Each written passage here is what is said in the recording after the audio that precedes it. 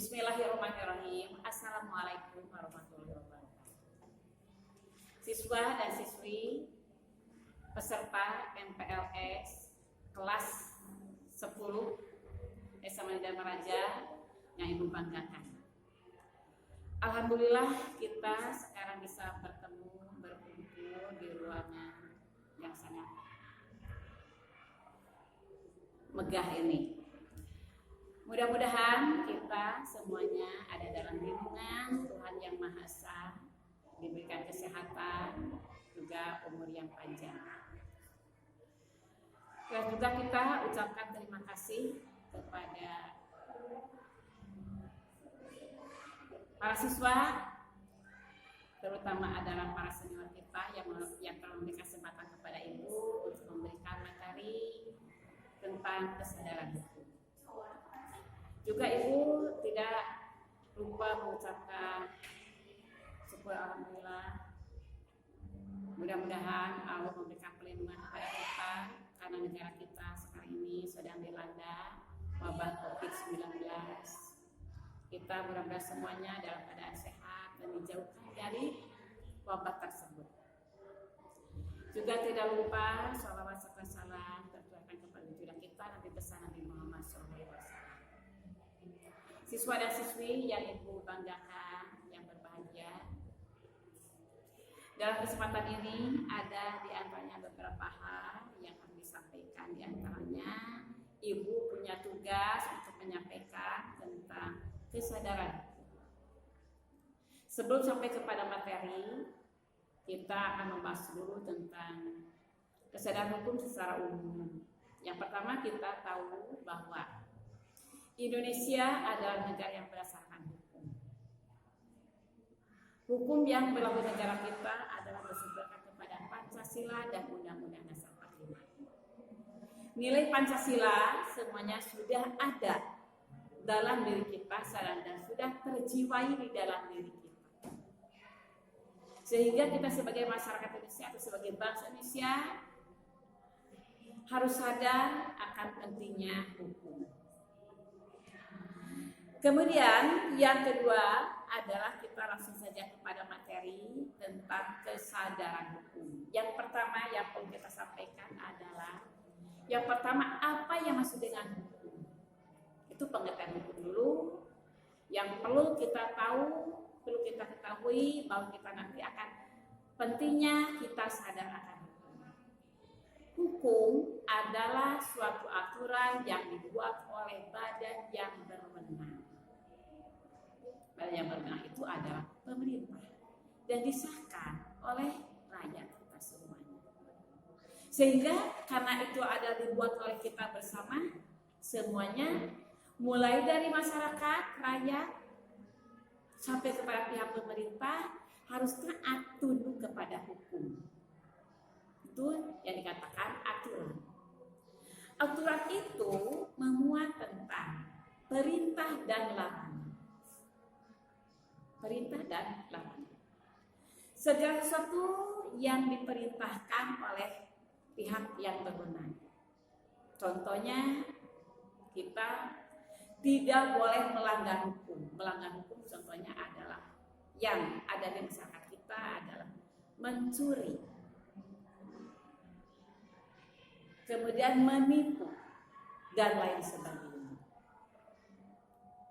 Jadi, kemudian kalau ada orang yang melanggar karena ini ada larangan, kalau ada orang yang melanggar hukum, contohnya adalah mencuri, itu akan mendapatkan sanksi berupa hukuman yang sesuai dan setimpal dengan perbuatan. Itu perintah dan larangan. Yang ketiga, kalau ada yang melanggar hukum tersebut akan mendapatkan sanksi. Jadi kalau kita simpulkan, yang dimaksud dengan hukum adalah satu, berupa perintah dan larangan. Yang kedua, perintah itu dibuat oleh badan yang berwenang dan disahkan oleh rakyat. Yang ketiga, perintah dan larangan itu isinya itu adalah berisi perintah dan larangan dan juga mengikat kepada semua warga. Dan kalau ada orang yang melanggar akan mendapatkan sanksi. Kita sebelum menjalankan kesadaran hukum, kita memberikan dulu tentang hukum tadi. Hukum yang ada di masyarakat oleh kita, masyarakat kita. Berarti berupa perintah dan larangan. Kita sebagai anggota masyarakat, jelasnya kita di sini dulu adalah sebagai siswa. Kalian sebagai anak didik harus taat kepada hukum. Hukum yang ada itu berupa aturan atau kaidah yang ada di lingkungan masyarakat kita. Dan di sini ada di antaranya dalam materi ini beberapa sub tentang menjelaskan hukum yang lebih luas lagi. Itu yang pokoknya saja yang tadi yang dijelaskan oleh Ibu. Yang pertama adalah hukum sebagai ilmu pengetahuan. Pengetahuan tentang hukum itu apa? Ada beberapa pendapat pengertian hukum. Aturan-aturan sama pada umumnya ada aturan, perintah, dan larangan. Kita mengenal dengan adanya aturan hukum. Yang kedua, hukum sebagai kaidah. Kaidah itu adalah aturan, norma. Itu norma yang ada di masyarakat kita. Yang ketiga, hukum sebagai tata hukum. Namun baik urutan-urutan hukum, tata hukum tidak boleh apa saja yang tidak berdampak oleh masyarakat. Itu ada aturan-aturannya yang tidak boleh dilakukan oleh masyarakat. Contohnya banyak. Nah, contohnya ada kaidah atau aturan yang ada di lingkungan keluarga kita dengan orang tua kalian. Aturan kata orang tua kalian semuanya harus taat tunduk kepada kedua orang tua kalian. Kalau kalian melanggar ketentuan dari orang tua, itu sudah melanggar hukum. Contohnya di keluarga kita punya aturan. Anak pergi ke sekolah jam 6:30, pulang jam 6:30, itu aturan. Kalau kita langgar, orang tua kita mesti akan marah. Itu kaidah yang ada di lingkungan masyarakat, ada di lingkungan keluarga kita. Kemudian ada lagi di lingkungan masyarakat. Anggota masyarakat contohnya adalah harus membayar pajak, harus melaksanakan siskamling. Kalau kita tidak akan melanggar, itu akan melanggar hukum. Kalau kita tidak laksanakan itu, kita akan mendapatkan sanksi. Sanksinya terserah kepada aparat yang berwenang. Contohnya kalau kita tidak membayar pajak, mungkin sanksinya apakah dicabut perusahaannya atau apanya dan lain sebagainya. Itu salah satu contohnya. Di sekolah kita punya kaidah atau norma atau hukum atau tata tertib, cek bahasa orangnya. Kalian nanti oleh Makassar Kesiswaan atau pembina OSIS akan diberi selebaran tata tertib yang harus ditaati oleh siswa SMP Negeri Dharma Raja. Nah, semuanya dari A sampai Z oleh kalian harus ditaati. Kalau kalian melanggar tata tertib tersebut, berarti tidak terus melanggar hukum, akan mendapatkan sanksi. Contohnya, kecil-kecilan kita masuk jam 7, tapi ternyata ada siswa yang masuknya jam 8. Itu sudah melanggar kaidah atau tata tertib. Berarti akan mendapatkan sanksi. Apabila sanksi nanti, apakah nunggu jam berikutnya atau disuruh membersihkan halaman dan lain sebagainya. Itu masalah kaidah yang ada di lingkungan kita. Kemudian hukum yang berhubungan dengan bangsa dan negara. Ruang lingkupnya sangat luas. Contohnya, masyarakat tidak boleh menipu atau masyarakat tidak boleh mencuri. Kalau ada orang yang melanggar penipuan, pencurian, berarti sudah melanggar hukum dan akan mendapatkan sanksi. Itu yang dikatakan. Makanya di sini sebagai materi ada lagi diantaranya subnya itu ada hukum sebagai petugas hukum, yaitu ada petugas hukum badan yang berwenang, contohnya mulai dari penyidik, jaksa, hakim dan mahkamah agung. Ada lagi hukum sebagai ketentuan dari penguasa. Di sana ada ketentuan-ketentuan kitabnya itu. kitab undang-undang hukum. Kalau ada yang mencuri ini, hukumannya ini. Kalau ada yang membunuh ini, hukumannya ini. Ini tercantum dalam kitab.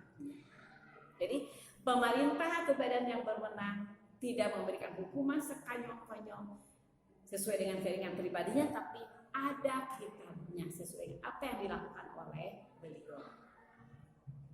Kemudian hukum sebagai proses pemerintahan. Nah ini proses. Kalau dalam suatu pemerintahan, dalam suatu negara tidak ada hukum, apa yang terjadi di negara kita? Mungkin banyak terjadi kekacauan dan orang akan tidak takut oleh orang lain. Kemudian yang G, hukum sebagai pola-pola berkelakuan. Pola-pola kelakuan hukumah yang bagaimana? Kelakuan yang baik, yang sesuai dengan hukum yang berlaku di negara. Setiap orang punya perilaku-perilaku. Ada yang baik, ada yang melakukan hal yang tidak baik. Tergantung kepada orang itu sendiri. Jadi perilakunya itu kadang-kadang orang-orang berbeda. Kalian tahu juga di sini semuanya yang jumlahnya di atas 200 kurang dari 300, 270 kurang lebih ya. Karena ibu tidak menghitung. Ini hanya laporan saja. Beraneka ragam. Ayah hoyong mate buru-burui. Ayah hoyong mate betah di sekolah. Ayah hoyong mate ayah buru-buru kalau burek kalah batur oke ayah. Itu tergantung kepada pribadinya. Nah ini yang namanya orang beraneka ragam, bermacam. Itu yang dikatakan pola-pola perilaku. Ada lagi yang terakhir dalam hukum sebagai jalinan nilai-nilai. Ini yang penting ada nilai-nilai kehidupan manusia. Nilai pertama dinilai oleh masyarakat kita, yang kedua nilai yang paling pokok ada dinilai oleh yang maha kuasa. Gitu. Nilai yang dinilai oleh masyarakat kita, si A anaknya baik, itu dinilai oleh ibu. Si B anaknya kurang baik karena saling melanggar hukum, itu nilai-nilai.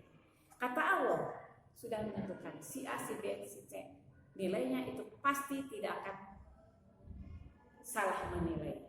Berbeda lagi dengan penilaian manusia. Ini yang dikatakan pengertian hukum. Nah, setelah kita tahu tentang pengertian hukum dan apa yang harus dilakukan oleh kita lanjut kepada kesadaran hukum. Ini ada dikatakan tentang kesadaran hukum.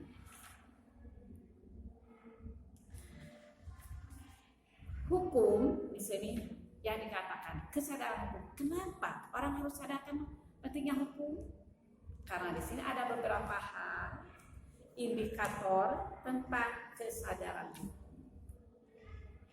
Hukum merupakan konkretisasi daripada sistem nilai-nilai yang berlaku dalam masyarakat. Suatu keadaan yang dicita-citakan adalah adanya kesesuaian antara hukum dengan sistem nilai-nilai tersebut.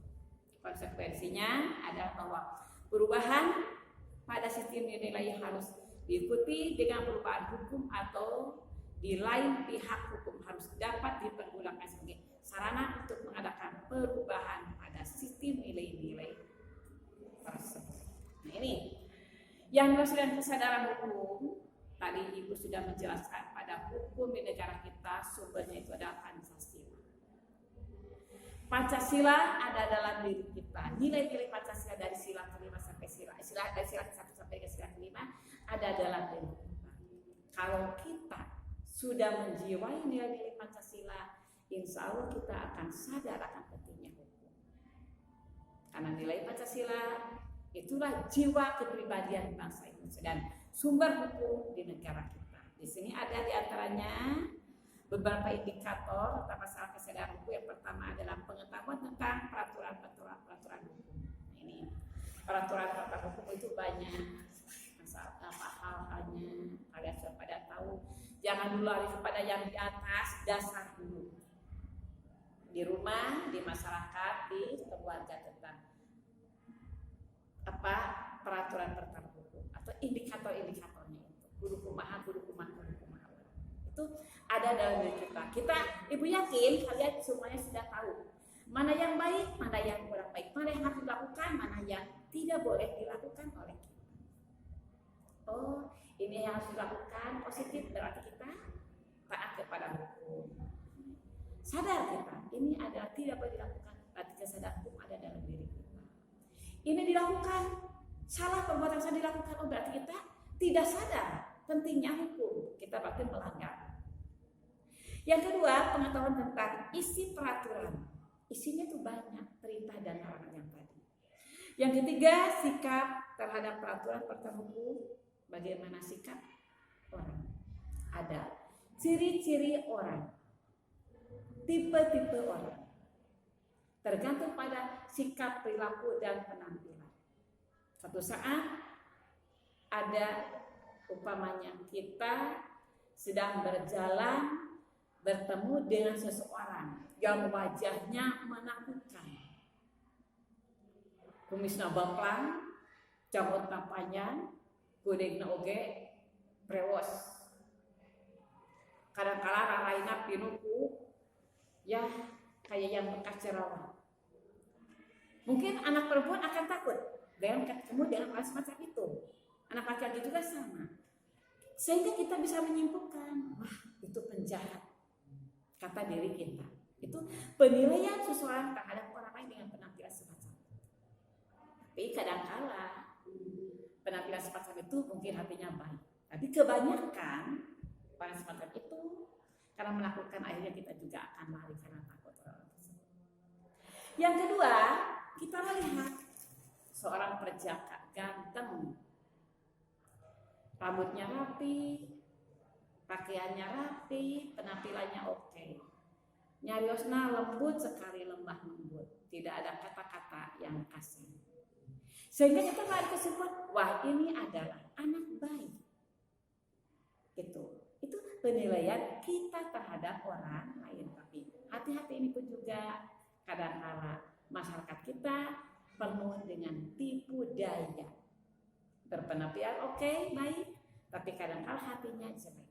Berpenampilan biasa-biasa, kadang-kala hatinya bagus. Makanya kita jangan dulu tergiur dengan kata-kata, rayuan, dan lain sebagainya dari orang-orang yang belum kita kenal. Kita sadar dulu diri kita sebagai manusia, kita sadar akan pentingnya. Itu penampilan seseorang. Yang ketiga, sikap terhadap peraturan hukum. Tadi sikap sudah dijelasin. Yang keempat, pola-pola perilaku hukum. Nah, perilaku ya, kadang-kalanya perilaku orang beraneka ragam. Ayah perilaku budak anu ti rumahna hayang ka sakola tapi datang ka sakola ukur ulin eta teh ngalagar tata tertib sakola, berarti belum sadar akan pentingnya sekolah. Itu sudah melanggar aturan di sekolah. Itu perilaku. Ayah deui siswa anu bisa bumina angkat, hoyong betul-betul saya ingin jadi siswa yang sukses, taat akan tata tertib. Jam 6:30 terus ayah di sekolah. Begitu bel jam 7 anak sudah duduk di kursi dan guru sudah siap memberikan materi. Anak tersebut berarti anak tersebut sudah sadar. Itu tentang pola-pola perilaku hukum. Di sini ada di antaranya salah seorang Zainuddin Ali menyebutkan bahwa masalah kesadaran hukum warga masyarakat sebenarnya menyangkut faktor-faktor apakah suatu ketentuan hukum tertentu diketahui, dipahami, ditaati, dan dihargai. Nah, apabila warga masyarakat hanya mengetahui adanya suatu ketentuan hukum, maka taraf kesadaran hukumnya lebih rendah dari mereka yang memahaminya. Nah, di sini ada di antaranya hal-hal yang berkaitan dengan kesadaran hukum. Yang pertama adalah pengetahuan hukum, yang kedua pemahaman hukum, yang ketiga penaatan hukum, dan yang keempat pengharapan terhadap hukum, dan yang kelima adalah peningkatan kesadaran hukum. Yang pertama ada pengetahuan hukum. Maksud pengetahuan hukum di sini adalah kita tahu tentang perundang-undangan yang dibuat oleh pemerintah. Itu pengetahuan hukum. Kita ambil contoh ayeuna politika. pemerintah membuat aturan di saat negara kita sedang tertimpa wabah COVID, membuat suatu aturan yang sudah berlangsung.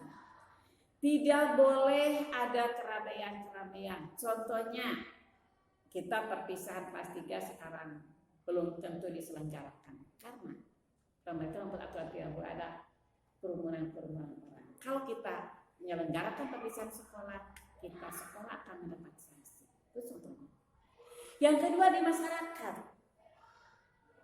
yang mau menikahkan, tidak boleh ada hiburan sehingga banyak orang-orang yang batal akan melangsungkan pernikahan